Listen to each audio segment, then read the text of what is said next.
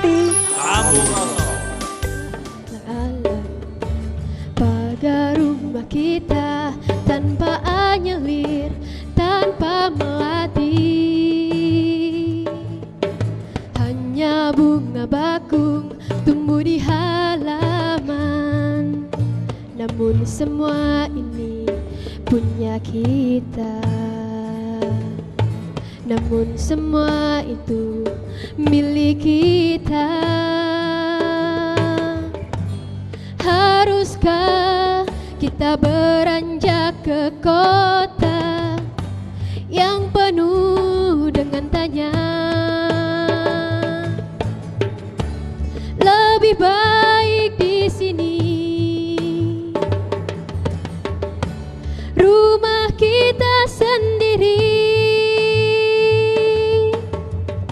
Segala nikmat dan anugerah yang kuasa, semuanya ada di sini. Iya, terima kasih. Ya, terima kasih para penonton Dhamma TV yang kami muliakan. Salam sejahtera, damailah semua makhluk di bumi ini. Para penonton Dhamma TV yang kami muliakan, hari ini Anda pasti sudah menduga bahwa kita berada di tengah-tengah suatu kampus, yang kampus ini begitu dingin, sejuk, dan begitu segar. Karena lingkungannya tanaman-tanaman gede-gede masih begitu rimbun dan hijau. Tidak salah, karena tanah kita memang tanah yang subur. Tepatnya adalah ini di Universitas Gadjah Yana. Nah, tepuk tangan. Universitas Gadjah Yana ini berada hampir di tengah-tengah kota Malang, agak sedikit bergeser ke barat, dan lingkungannya memang lingkungan pendidikan. Oleh karena itu antara universitas, masyarakat kampung, lingkungan, dan kehidupan boleh dikata menjadi satu kehidupan. Mungkin disinilah kita sempat belajar mempelajari sesuatu di luar kurikulum resmi dari Trinitas kita masing-masing. Nah, tidak akan disayang kalau tidak dikenal. Anda akan pasti ingat siapa sebenarnya Gadjah Yana. Beliau adalah Mahaprabu, seorang raja yang hidup sekitar tahun 600 lebih, abad ke-6. Negaranya atau kerajaannya disebut Kanjuruan. Nah, bicara tentang kebesaran Singasari, kebesaran Majapahit, dan bahkan Indonesia tidak akan lepas dari peranan beliau. Karena pada waktu Gadjah Yana di sini sosial kehidupan negaranya, pertaniannya, intelektual masyarakat dan cendekiawannya, ketenteramannya, seninya, dan kreativitasnya betul-betul sangat maju.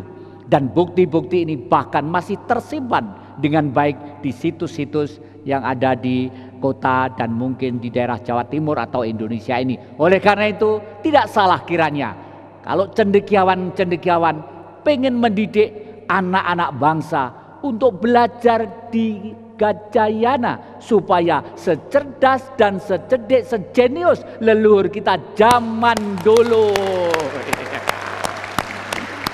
Ya.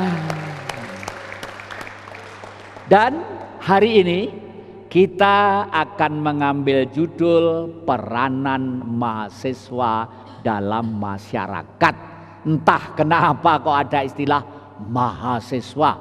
Padahal istilah maha itu sebenarnya hanya tertera dalam satu kalimat: maha suci, maha bijaksana, maha pencipta. Tetapi aneh, kenapa belajar tentang ilmu pengetahuan di tingkat perguruan tinggi sudah mendapat gelar mahasiswa? Nah, ini ya akan kita coba kita pecah, kita urai supaya nanti mahasiswa-mahasiswa kita kembali menjadi anak-anak bangsa yang bertauladan, berkepribadian, dan bijak dalam masalah berpikir dan cerdas dalam masalah menganalisa sesuatu. Kita kembali kepada para narasumber ini. Yang pertama, beliau ini yang berbaju merah adalah Ibu Diah Sawitri. Ibu Diah Sawitri itu kalau nggak salah nama anak seorang raja juga ini. Beliau adalah pengajar di sini juga. Tepuk tangan untuk Ibu Diah Sawitri ya. Dan dari adik-adik mahasiswa, ini presiden Anda. Wah, di pemilihan umumnya dulu tentu ramai sekali. Ini presiden mahasiswa, ini Mas Teguh Suwanto. Tepuk tangan untuk Mas Teguh Suwanto. Nah, kita akan menuju ke Ibu Diah Sawitri, Bu. Memang akhir-akhir ini kalau kita bicara mahasiswa, satu sisi yang menyenangkan, satu sisi yang mengerikan. Menyenangkan tuh karena dengan anak-anak rakyat yang sudah sekolah di perguruan tinggi mendapat gelar mahasiswa, itulah bayangan bangsa ini, rakyat dan manusia yang menyekolahkan anaknya akan menjadi tentram dan lain sebagainya, paling tidak menolong kesusahan-kesusahan mereka. Tapi satu sisi kenyataannya mahasiswa kadang-kadang banyak yang tawuran, banyak yang ini, sehingga kita semua menjadi prihatin. Nah, logikanya sebenarnya peranan mahasiswa dalam masyarakat itu bagaimana, Bu? Monggo, kami silakan. Selamat siang dulu pada saya sebelumnya ingin mengucapkan selamat kepada para mahasiswa yang telah masuk di Universitas Gadjah Yana tercinta. Satu konsep yang anak-anak saya atau saya ini adalah mengapa saya pakai Diah Sawitri. Kira-kira ada ini karena saya sebagai mahasiswa. Peranan saya sebagai mahasiswa dulu adalah seorang nama Diah Sawitri. Tetapi saya sekarang mempunyai tambahan nama. Itu karena peranan saya sebagai mahasiswa yang berhasil.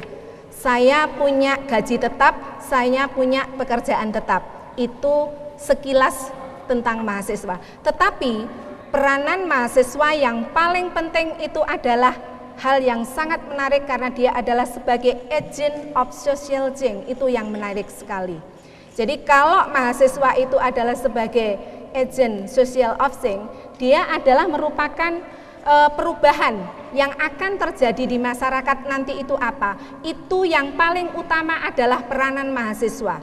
Nah, mahasiswa harus mampu merubah perilaku, attitude and behavior dari individu mahasiswa ke dalam masyarakat yang lebih intelek, mempunyai wawasan, dan mampu mengimplementasikan apa yang didapat di dalam sebagai mahasiswa tersebut. Nah, yang kedua yang menarik sekali, ternyata mahasiswa itu adalah merupakan aset yang strategis bagi negara.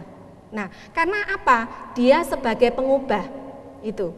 Nah, dalam pengubah itu ada namanya agent of social control. Inilah peranan, makanya tadi Bung Jati atau Pak Jati? Nunggu enaknya apa enaknya?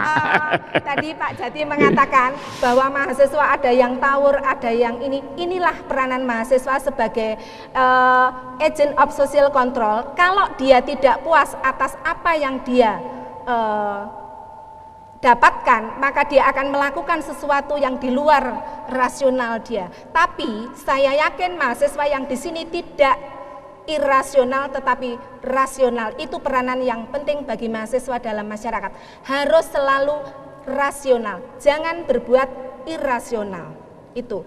Nah, saya sangat senang sekali karena sebetulnya saya ini sangat hari ini sibuk, tetapi karena saya cinta pada mahasiswa, saya berhasil berangkat dari mahasiswa, saya menyempatkan diri, saya punya tambahan gelar. Saya S1 asli Universitas Gadjah Yana Malang, Meet in Uniga.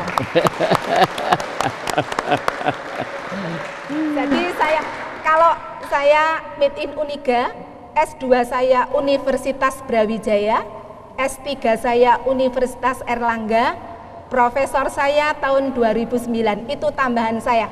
Tapi tadi saya tidak menggunakan itu semua karena saya berhasil dalam masyarakat itu berangkatnya adalah karena saya sebagai Diah Sawitri, tidak yang lain-lain tadi. Iya, ini Ini adik-adik, beliau perlu dicontoh. Sebenarnya orang mencari ilmu pengetahuan bukan untuk disandangkan ke KTP atau ke apa-apa, untuk diterapkan, untuk dilaksanakan.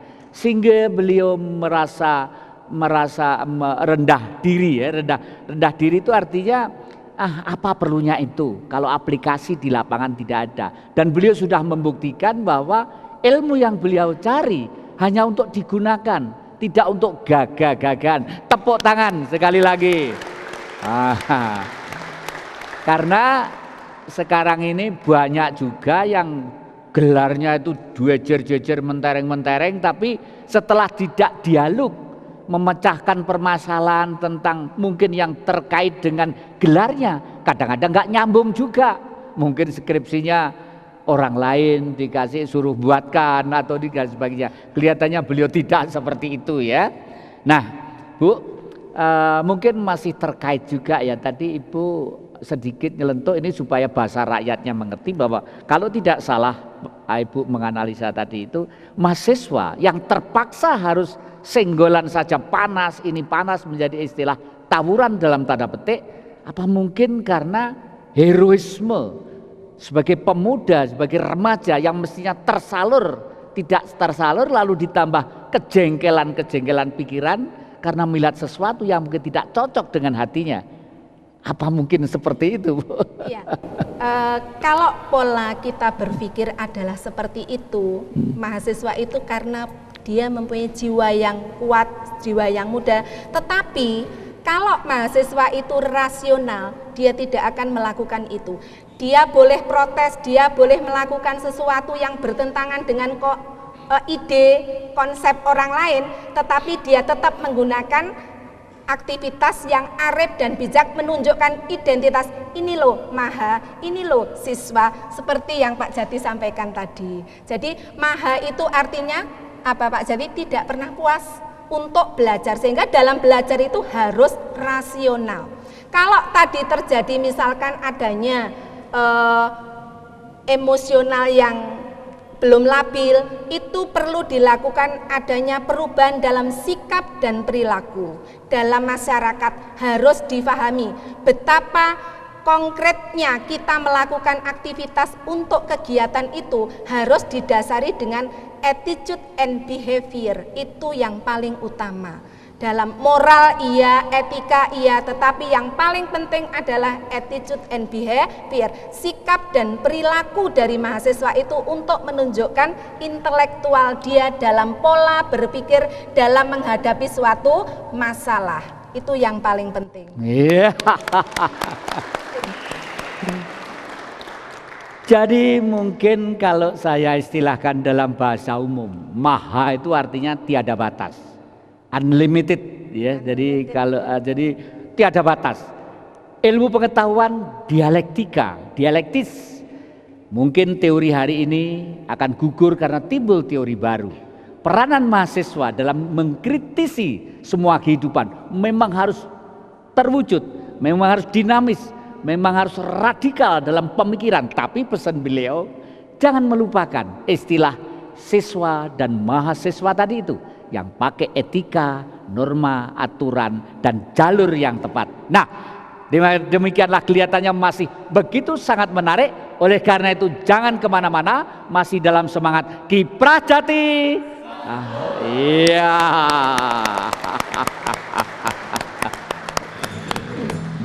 Mereka dirampas haknya, tergusur dan lapar. Bunda semua hanya bersamamu ku akan bisa. Kau adalah darahku, kau adalah jantungku, kau adalah hidupku, lengkapi diriku. Oh sayangku, kau begitu, kau begitu sempurna.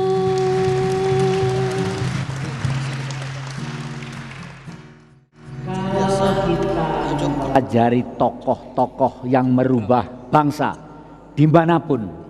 Biasanya itu justru dimulai dari antara umur 18, 20, 30, sekitar itu. Mungkin beliau-beliau disebut pemuda. Mahasiswa pasti ada di situ. Bung Karno umur 18 tahun, tulisannya sudah menggegerkan dunia. Pejuang-pejuang yang lainnya sama. Demikian juga Patih Gajah Mada yang sangat terkenal. Beliau pada waktu itu umurnya masih begitu amat muda. Namun demikian dengan semangatnya yang besar mampu menyatukan bangsa yang beribu pulau, ratus suku bangsa, adat dan lain sebagainya. Nah, bukan suatu barang yang mustahil bahwa adik-adik dalam kesempatan yang umur seumur ini juga mampu meluruskan yang belok dan menerangkan yang gelap, mengindahkan yang semerawut dan lain sebagainya. Nah, mudah-mudahan ini nanti ada di kita. Oleh karena itu kita akan mencoba kepada presiden Anda, presiden mahasiswa yang sudah barang tentu sangat cermat mencermati perilaku mahasiswa itu sendiri. Mas Teguh, sebenarnya apa sih yang ada dalam kehidupan kemahasiswaan sekarang ini? Soalnya mungkin zamannya Prof dan zamannya Pak Jati agak lain gitu ya. Dan kami yakin bahwa mahasiswa sekarang itu termasuk lebih untung karena diuntungkan oleh teknologi yang begitu amat canggih, amat begitu di depan ya memegang ini aja langsung dulek Mbah Google. Mbah Google itu ternyata lebih pinter dari Mbah Kromo. Ditanya Toyol tahu, ditanya Jupiter tahu, ditanya matahari tahu, Mars tahu. Nah, Mas Teguh,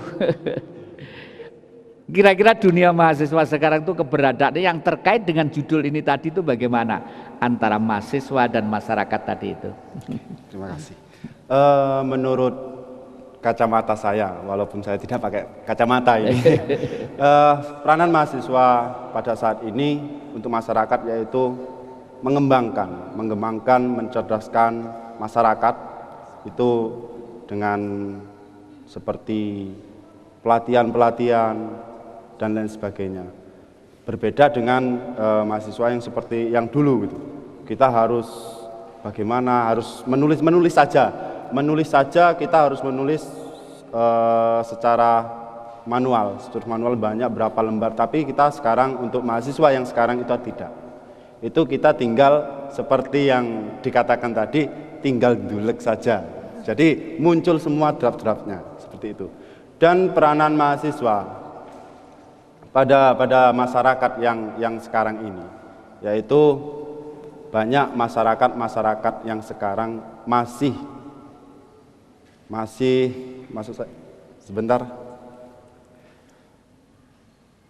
menyombongkan seperti itu, masih menyombongkan diri, menganggap dirinya itu sementang masyarakat, melecehkan mahasiswa itu sendiri. Padahal seorang mahasiswa memiliki paradigma dan kreativitas, ide-ide yang cemerlang, yang dianggap oleh masyarakat itu sendiri adalah hara atau huru hara, seperti itu. Tapi pada dasar sebenarnya yang terjadi itu adalah mahasiswa apabila tidak memiliki sifat-sifat kritis dan lain sebagainya, itu maka akan menghancurkan masyarakat itu sendiri. Nah, ini kelihatannya Prof, kelihatannya ada sesuatu yang Prof harus menerangkan ini. Masyarakat melecehkan mahasiswa. Di sini kan sebenarnya seharusnya masyarakat kan bangga ada anak-anak mereka yang menjadi mahasiswa. Kok sampai ada sesuatu pemikiran mahasiswa yang merasa terlecehkan oleh masyarakat? Ini mungkin sebabnya apa, Prof? Kalau pandangan yang harus kita rubah saat ini adalah paradigmanya. Paradigma pola pikir kita terhadap masyarakat itu apa? Sehingga mahasiswa itu tidak akan sampai dilecehkan oleh masyarakat. Satu konsep, mahasiswa harus berbaur menyatu dengan pola pikir masyarakat. Suatu contoh, mahasiswa itu adalah segalanya. Apa kira-kira yang kami contohkan Pak Jadi? Yang bisa melakukan perubahan dalam masyarakat pertama kali adalah seorang insinyur Soekarno dan Hatta. Dia adalah bagian dari mahasiswa. Dia memperoleh gelar itu adalah dari mahasiswa. Sehingga perubahan yang dilakukan oleh mahasiswa terhadap masyarakat itu sebagai informasi yang bermanfaat, menunjukkan intelektual konsepnya bahwa bisa diterima. Nah, saat ini era informasi, era teknologi, sehingga dengan era itu mahasiswa harus bisa memberikan informasi kepada masyarakat bagaimana mahasiswa itu mempunyai nilai tambah, value added. Itu yang mungkin harus dilakukan seorang mahasiswa dalam masyarakat, memberikan kontribusi dalam pembangunan. Contohnya apa? Melakukan pengabdian masyarakat, memberikan informasi tentang apa sih pentingnya kita membaca, sehingga kita pengetahuannya bisa bertambah, kita bisa melakukan yang sekiranya bedol desa. Itulah masyarakat mengakui bagaimana peranan mahasiswa itu sehingga mempunyai sinergi, tidak sebagai apa namanya? Apa Mas tadi bilang tidak kontradiksi dengan masyarakat, sehingga mahasiswa harus mampu membekali dirinya untuk terjun ke masyarakat, mampu menjalin hubungan yang harmonis dengan masyarakat, sehingga itu merupakan konsep untuk pendekatan yang melakukan pengabdian kepada masyarakat. Iya. Ya, mungkin jelasnya sekarang ini khususnya di masyarakat perkotaan, termasuk di desa, tentang ilmu pengetahuan, ada yang formal dan ada yang tidak formal. Yang formal jelas seperti pendidikan-pendidikan yang adik-adik rasakan dan lakukan hari ini, tetapi dengan pengetahuan yang sudah tersebar dalam dunia maya, mungkin mereka secara tidak langsung juga belajar dari situs-situs dunia maya lewat Yahoo, lewat Google, sehingga mungkin suatu saat masyarakat itu juga bisa mencari ilmu. Nah, sekarang permasalahannya sudah Ibu Diah tadi jelaskan, kalau mahasiswa-mahasiswa tidak lari lebih kencang dari mereka tentang kemajuan, tentang inovasi, masa yang akan datang, tentang susahnya masyarakat, apa yang dipikul, apa yang beban yang harus ditanggung oleh mereka, mungkin itulah yang kadang-kadang membuat jauh. Padahal mahasiswa adalah anak masyarakat itu sendiri. Tidak mungkin tahu-tahu tidak ada ibu, tidak ada bapak, tahu-tahu ada pemuda jeblus ya, kayak film sinetron gitu kan nggak mungkin. Mesti ada ibu, ada bapak. Ada ibu bapak, beliau adalah masyarakat. Ya demikianlah, memang tugas kita sekarang harus betul-betul benang merah perjalanan cara mendidik, mencerdaskan anak bangsa ini harus kita urai terus supaya tidak ruwet di tengah jalan karena hanya sesuatu yang sebenarnya sepele saja. Tetapi kami yakin bahwa Anda akan setia mengikuti pembedahan peranan mahasiswa dalam masyarakat ini dengan semangat kiprah jati. Iya. Tetap jalani hidup ini untuk lakukan yang terbaik. Indah surga, bersyukurlah pada yang kuasa. Cinta kita di dunia selamanya.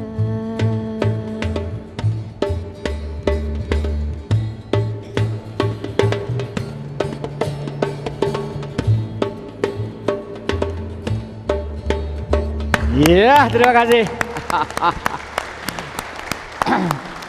Para penonton Dhamma TV yang kami muliakan, setelah kita mengikuti tentang wacana peranan mahasiswa dalam masyarakat, tadi kalau para narasumber beliau berdua menyampaikan seperti itu, kita sekarang sudah waktunya untuk mendekati kepada adik-adik sang mahasiswa. Ya, kami persilakan. Itu ada yang mau angkat tangan.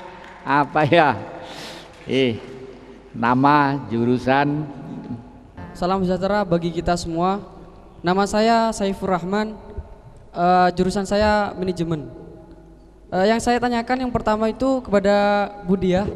Di sini bagaimana cara menghilangkan paradigma mahasiswa sebagai seorang insan yang kelihatannya itu glamor seperti itu, atau yang selalu ingin berfoya-foya seperti itu. Apalagi zaman sekarang ini kan teknologi semakin canggih. Bagaimana untuk menghapus itu semua, menjadikan insan yang kreatif dan inovatif? Itu yang pertama. Terus yang kedua untuk Pak Presma, bagaimana cara atau strategi Anda agar mahasiswa itu selalu aktif untuk memberikan atau mengajarkan Tridharma perguruan tinggi, yaitu pendidikan, pengabdian masyarakat, dan pelatihan. Mungkin sekian dari saya, kurang lebihnya mohon maaf. Assalamualaikum warahmatullahi wabarakatuh. Ya. Yang lainnya, ayo silakan. Yang putri-putri ini angkat siapa? Monggo, yang mahasiswa lama juga boleh, yang baru boleh. Monggo silakan.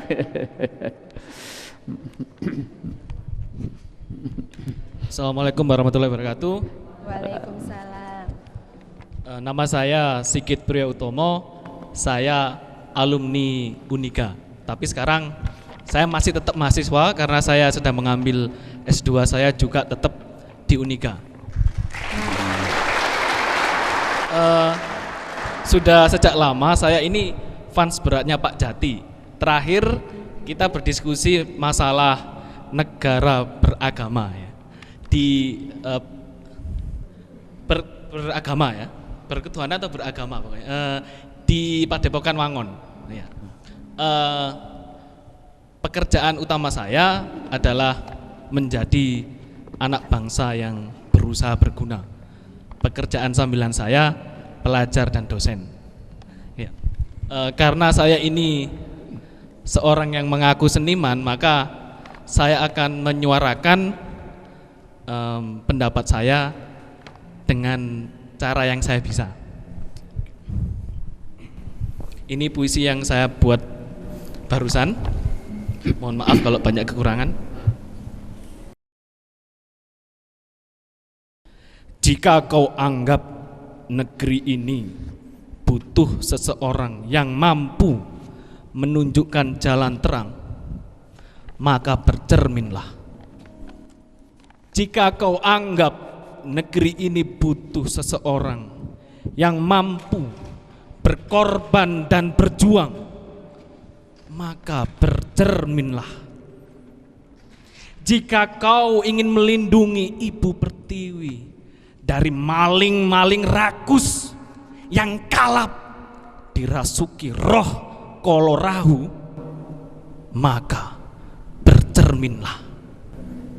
Dan jika kau rasa semua orang sudah terbisukan dan terpenjara tanpa ada manusia pun yang mampu menginspirasi mereka, maka bercerminlah. Sekian.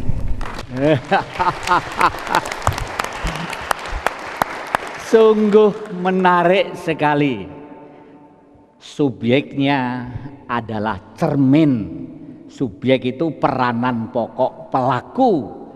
Kenapa kok mesti cermin, bukan manusianya? Mungkin sang pengarang puisi tadi itu sudah mensinyalir, menganalisa manusia banyak yang bertopeng, mungkin seperti itu. Supaya tahu dirinya siapa, bercerminlah. Kenapa kita mesti negeri ini mesti kacau balau misalnya? Bercerminlah pada tubuh kita. Apakah kita, di mana kesalahan kita, siapa kita? Mungkin itu yang pernah diketahui. Itu adalah karya-karya alumni Gajah Yana, sepintas tapi betul-betul sangat dahsyat dan hebat. Terima kasih. Nah, masih ada yang lainnya? Silakan angkat tangan, ya, para mahasiswa. Silakan. Kalau tidak, kami ke Ibu lagi, Prof. Silakan untuk menjawab mereka-mereka tadi, monggo. Terima kasih. Mungkin untuk menghilangkan kemenatan, kalau saya bicara Uniga, maka adik-adik jaya ya. Uniga Jaya. itulah semangat.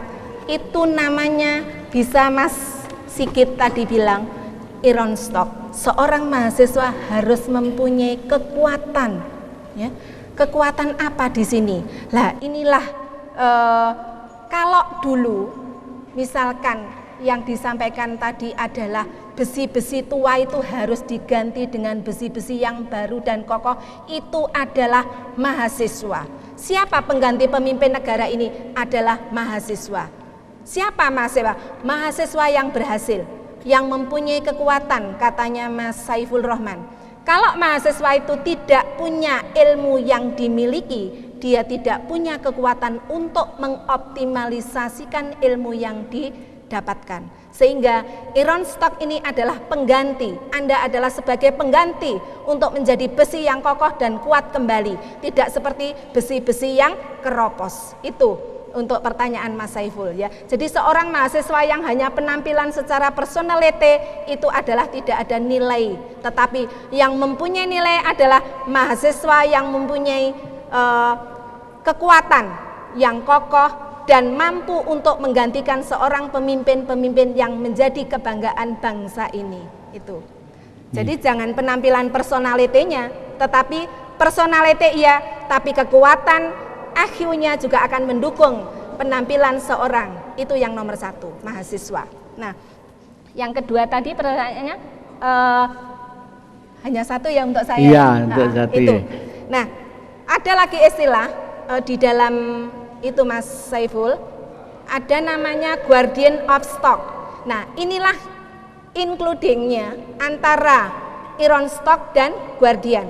Dia seorang yang mempunyai kekuatan. Mahasiswa harus tampil personality dengan kekuatan ilmu yang dimiliki, bukan kekuatan penampilan ya. Tetapi kekuatan ilmu sesuai dengan nilai-nilai yang didapatkan. Jadi dia harus bisa mengoptimalkan ilmu yang didapat untuk menjadikan negara ini menjadi negara yang kokoh dan kuat. Hilang daripada namanya tadi yang disampaikan oleh Mas Sigit puisinya. Harus mengganti besi-besi yang keropos dengan kekuatan seoptimal mungkin untuk menjadi kekuatan negara ini. Ya.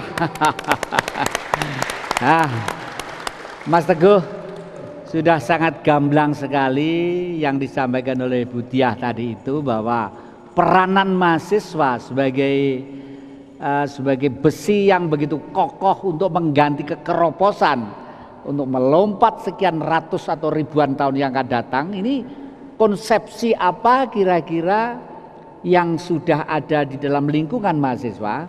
Kalau belum ada, renungan apa yang diharapkan bisa diperoleh oleh mahasiswa? Bagaimana? Kalau berbicara antara seperti tadi, kita berpikir harus yang pertama adalah berpikir kritis. Itu adalah konsep kritis, melihat fenomena-fenomena yang ada pada saat ini. Kemudian mencoba kreatif. Kreatif apabila ada seperti ini, ada permasalahan-permasalahan seperti yang timbul, maka belajarlah untuk menyelesaikan masalah tersebut. Apalagi yang konsep yang paling besar yaitu adalah di universitas kita harus aktif organisasi. Dan seperti itu. Itu adalah pembelajaran untuk mahasiswa. Bagaimana organisasi adalah wadah di mana kita tempat belajar, di mana nanti di dalam organisasi tersebut terdapat konflik yang akan timbul di masyarakat. Jadi kita nanti harus bisa menyelesaikan konflik yang ada di organisasi. Iya, terima kasih. Ada PR yang dijelaskan oleh Ibu Diah dan disampaikan oleh Mas Teguh tadi itu, ternyata harus kritis dan kreatif. Kritis itu analisa yang begitu tidak puas dengan apa yang ada, karena manusia bergerak terus ke depan, megapixel semakin tinggi. Word 7 sudah kuno, sekarang sudah ada Words 8 yang tidak menggok ke sana kemari, potong kompas. Demikian juga cara berpikir manusia. Nah, ini kelihatannya sangat menarik. Jangan kemana-mana, masih dalam semangat Kiprah Jati. Iya.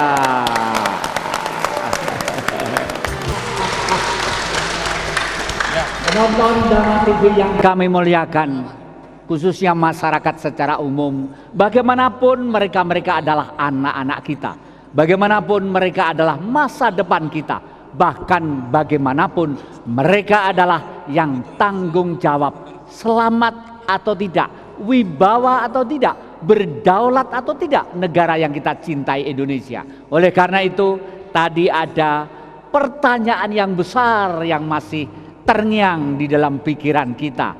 Mahasiswa harus kritis dan kreatif. Kritis itu adalah kecerdasan pikiran untuk menganalisa semua permasalahan. Dan ini bukan omong kosong. Leluhur kita pernah memberi contoh. Pada waktu Sang Gajah Yana, kira-kira abad ke-6, sudah begitu bisa menata. Dan generasi bangsa itu sekian ratus tahun, hanya tambah 100 tahun lagi, sudah mampu membuat satu karya yang begitu amat besar, yang dibuat oleh dinasti Sanjaya di Jawa Tengah sana. Barabudur dan Prambanan yang begitu besar, itu mustahil kalau ilmu pengetahuannya tidak tinggi, sistem pemerintahnya tidak baik, ekonominya tidak mapan, dan pengetahuannya tidak cemerlang, leadershipnya begitu amat tangguh dan kuat.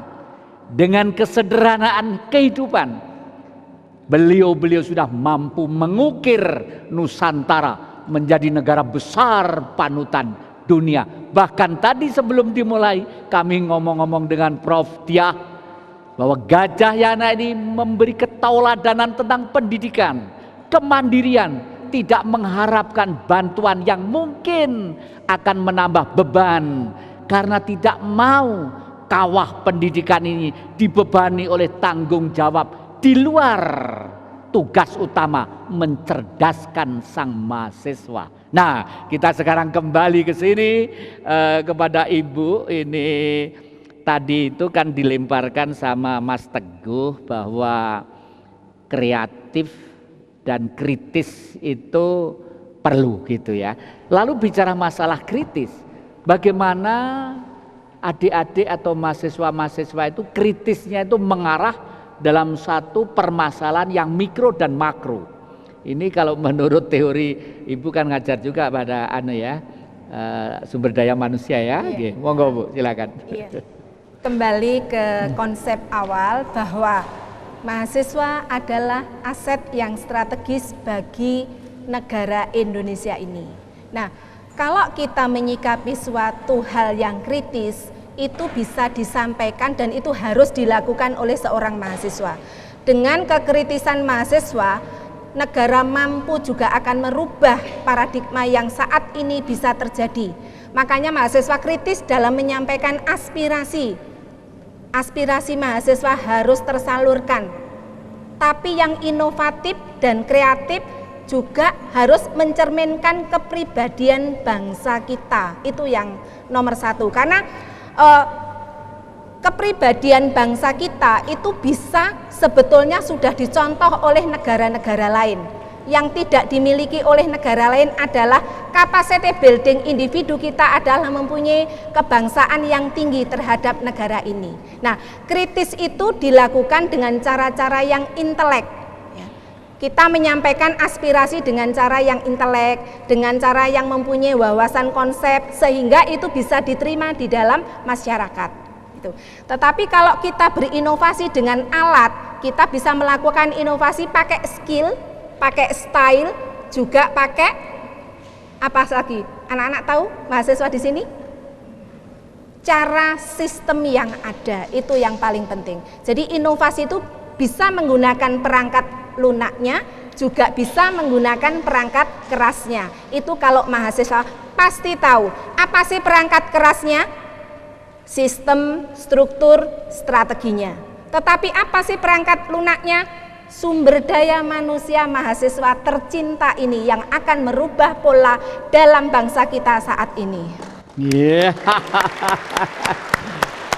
Jadi dalam bahasa sederhananya adik-adik, mungkin karena beliau itu sudah S3 ya, jadi mungkin banyak istilah-istilah yang adik-adik belum pernah atau sedikit belum mengenal ya. Jadi intinya begini, intinya yang disampaikan beliau tadi itu, kalau manusia tidak memanfaatkan dirinya dengan baik, itu nanti akan digiles oleh zaman itu sendiri. Intinya sebenarnya, kenapa mesti harus kritis?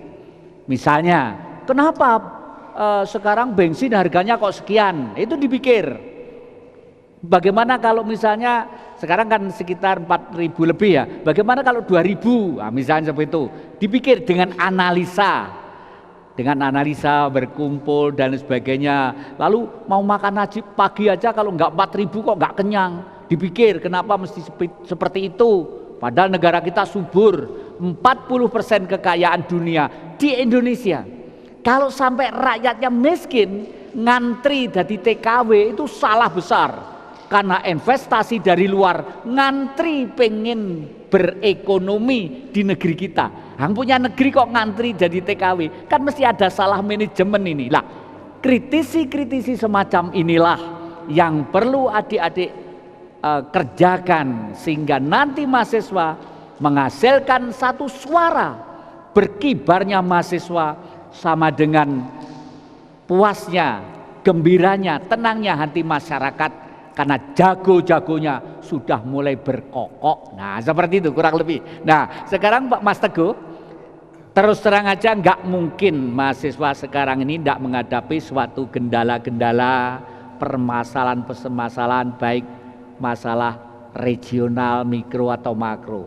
Kira-kira kendalanya apa? Mumpung beliau ada di sini nanti sehari-hari mungkin nggak sempat ketemu, nggak sempat tanya ya. Apa? Kendala mahasiswa yang ada pada saat ini banyak faktor. Mungkin dari kemalasan berpikir kita untuk positif. Jadi membuat keterlambatan untuk kelulusan itu mungkin adalah salah satu kendala bagi mahasiswa. Kemudian kadang pro dan kontranya mahasiswa antara birokrat dan lain sebagainya. Tapi apabila mahasiswa memiliki pemikiran yang kritis dan jalan yang benar, maka tidak akan ada kendala. Saya sebagai pendengar tadi juga ikut tergelitik hati saya. Mas Teguh mengatakan salah satu kendala malas. Malas.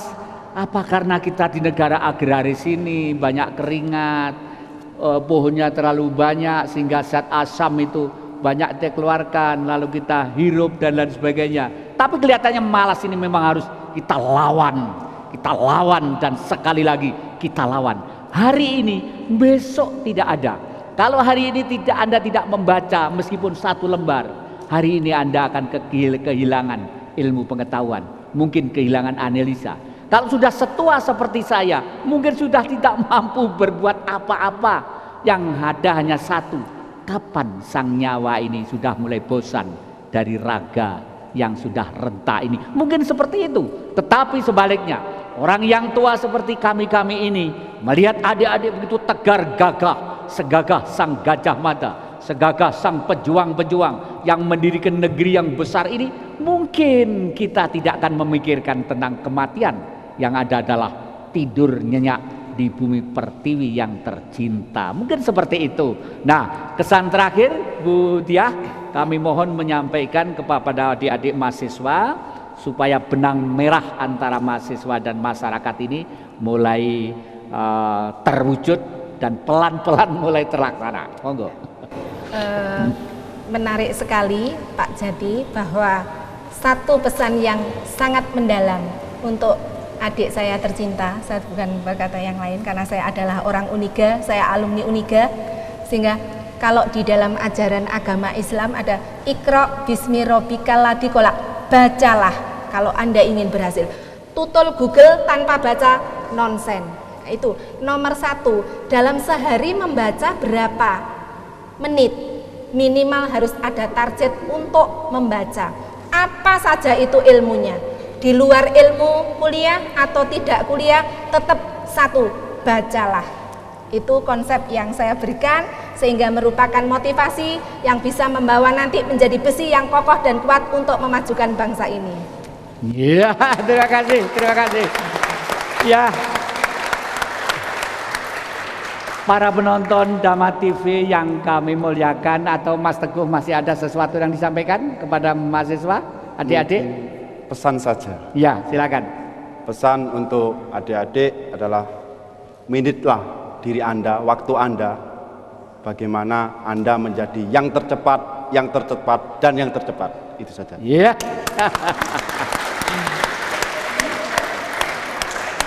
Mungkin tidak ada jeleknya, masih ada waktu sedikit. Hidup dan kehidupan. Hidup banyak. Pohon itu hidup, binatang itu hidup, batu itu hidup, udara hidup, api hidup. Tetapi kehidupan kelihatannya hanya dimiliki oleh manusia. Karena manusia diberi daya pikir. Mungkin karena itulah sehingga manusia itu disebut makhluk yang dimuliakan oleh Tuhan. Tuhan saja memuliakan kita sebagai manusia. Nah, peranan mahasiswa sebagai manusia yang kebetulan masuk dalam satu ranah pendidikan. Namanya saja pendidikan. Kalau di agama disebut ngaji. Ngaji itu sinau. Sinau itu belajar. Belajar itu supaya pinter. Yang pinter apa? Otaknya. Supaya bisa melaksanakan hidup dan kehidupan yang sempurna, tidak bertentangan dengan hukum Sang Maha Kuasa. Nah, di dalam kehidupan ada istilah filosofis, ada istilah ideologis. Filosofis adalah kepentingan secara umum, bisa meninjau ribuan tahun ke belakang dan ribuan tahun ke depan, adik-adik. Tetapi setelah filosofis secara umum, kita harus menguasai ideologis, khayalan pikiran, supaya pikiran kita tidak nyimpang dari hukum secara filosofis. Di Indonesia adalah negara yang sudah sempurna, mempunyai filsafat yang namanya Pancasila, yang secara ideologis sudah tertera di dalam kemerdekaan. Apa yang harus kita kerjakan, seperti mukadimah Undang-Undang Dasar 45, batang tubuh dan penjelasannya. Nah, itulah sesuatu yang mungkin merupakan suatu fondamen dasar. Apabila kita menempuh ilmu, tidak boleh lepas dari kultur yang mendasar di negeri ini. Dan ini adalah karya leluhur yang bijaksana untuk kita semuanya. Nah, para penonton Dhamma TV yang kami muliakan, terima kasih. Kita semua berada di universitas yang begitu sejuk, begitu dingin, di tengah-tengah kota pendidikan Malang ini. Dan terima kasih pula kepada Trivitas Akademika di Universitas Gadjayana yang hari ini bersama kita Dhamma TV. Dan pesan dari email yang selama ini kami terima, baik dari luar, dari Suriname, dari Leiden, dari Johor, semua pasukan-pasukan sudah kami terima. Demikian juga rekan-rekan yang ada di Tuban, Lamongan, Pare, Kediri, usul-usul Anda tentang pengembangan ini kami terima, tapi mungkin sedikit terbatas masalah teknis sehingga kita belum bisa begitu gegap gempita. Karena prinsip dari Dhamma TV ini adalah dari kita, oleh kita. Dan jangan sampai siar informasi ini hanya akan berbelok, hanya tujuan material. Oleh karena itu, terima kasih juga kepada Gadjayana yang sudah bersama-sama kami dalam Kiprah Jati ini. Dan jangan lupa pesan kami, tetaplah setia mengikuti Kiprah Jati ini dari kita untuk kita setiap minggu jam 7 sore dan biasanya diulang hari Senin jam 12 siang. Terima kasih dan kami yakin kita semuanya masih dalam semangat Kiprah Jati. Iya, terima kasih, matur nuwun.